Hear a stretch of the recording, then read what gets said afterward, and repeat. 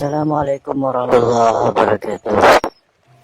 Kembali berjumpa para sahabat medsos sekalian. Semoga kita semua selalu dalam keadaan bahagia apapun kondisi kita ya. Dan semoga kita bisa mendapatkan petunjuk dari Allah Subhanahu wa Ta'ala. Ya, baiklah, di kesempatan kali ini masih membicarakan tentang ulama waris ya. Jadi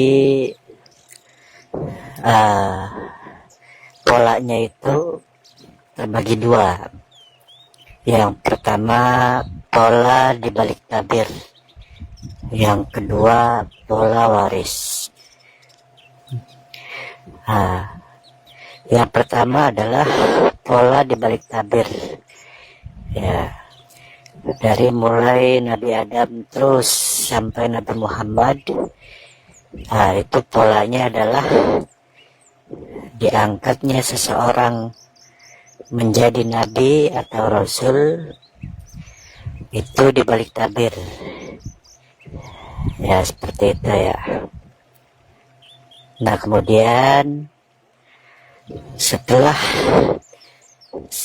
ada seseorang yang sampai kepada puncak tertinggi dari ma'rifatullah atau kenal kepada Allah,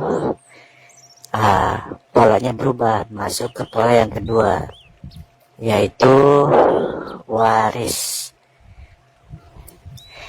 Ya, sesuai dengan sebuah hadis yang menyatakan yang pertama adalah ulama warasatul anbiya, dan seterusnya. Para ulama adalah pewaris para nabi. Nah, apa yang diwarisi? Ya, ada hadis lain, isi dadaku telah aku turunkan kepada Abu Bakar. Nah, isi dada ini adalah kias akan ilmu ruhani. Ya, sangat bersesuaian dengan ungkapan al ilmu fisudur laisa fisudur. Ilmu itu adanya di dada, bukan fisudur di literatur ya, atau di budaya tulis baca ya, atau bukan di serapan otak, maksudnya seperti itu ya. Baik, penjelasan pola yang pertama adalah di balik tabir ya. Makanya jarak antara satu nabi dengan nabi berikutnya itu bisa sangat lama. Seperti itu ya. Makanya disebut di balik tabir. Walaupun ada satu masa, satu zaman, ada 2 atau 3 orang nabi ya, seperti itu ya. Contohnya seperti Nabi Musa dengan Nabi Harun, kemudian Nabi Ibrahim dengan kedua putranya, yaitu Nabi Ismail dan Nabi Ishak, kemudian Nabi Yakub dengan Nabi Yusuf, putranya Nabi Yakub ya. Dan juga malah Nabi Musa ini bertemu dengan Nabi Khidir ya. Ya, seperti itu. Nah, tapi intinya isinya sama, tapi hanya beda tingkatan-tingkatan saja ya. Ya, seperti itu. Nah, untuk pola level rohaninya, polanya ya sama di masa waris ini. Masuk kepada penjelasan pola kedua, yaitu pola waris. Nah, ditandai dengan berakhirnya atau wafatnya Nabi Muhammad, maka sudah diturunkan kewenangan itu kepada Abu Bakar. Ya, tapi ini tidak bermaksud untuk mengecilkan peran dari sahabat-sahabat yang lain. Nah, para sahabat as-sabiqun al-awwalun,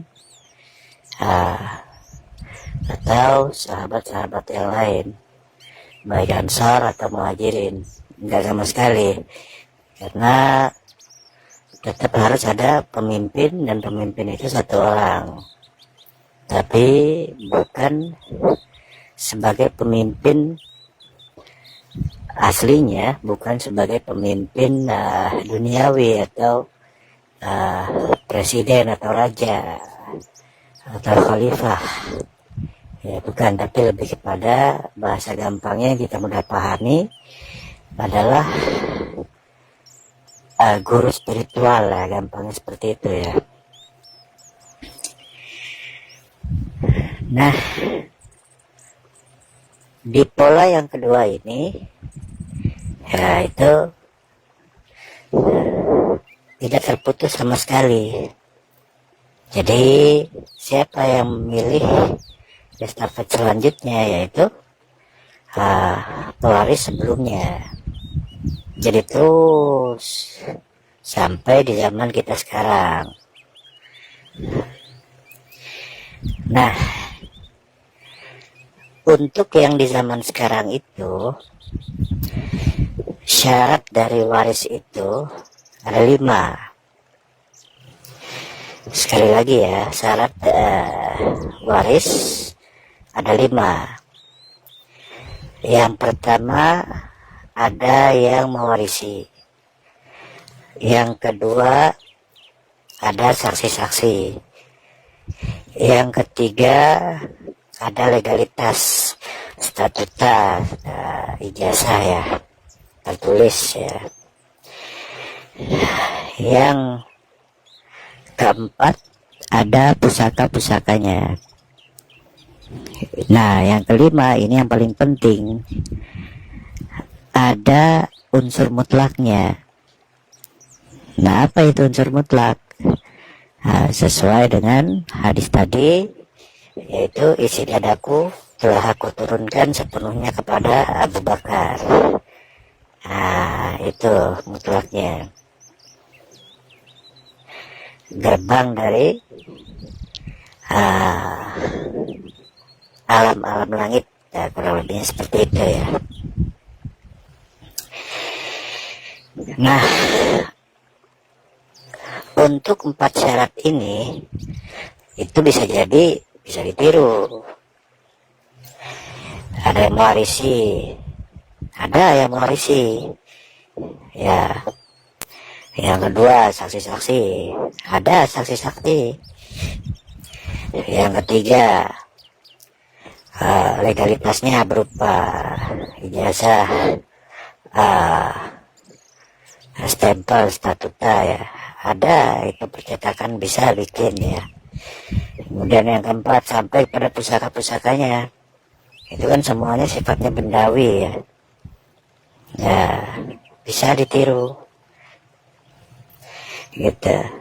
Satu yang nggak bisa ditiru, yaitu unsur mutlaknya, sebab mutlak itu tidak ada di dunia ini.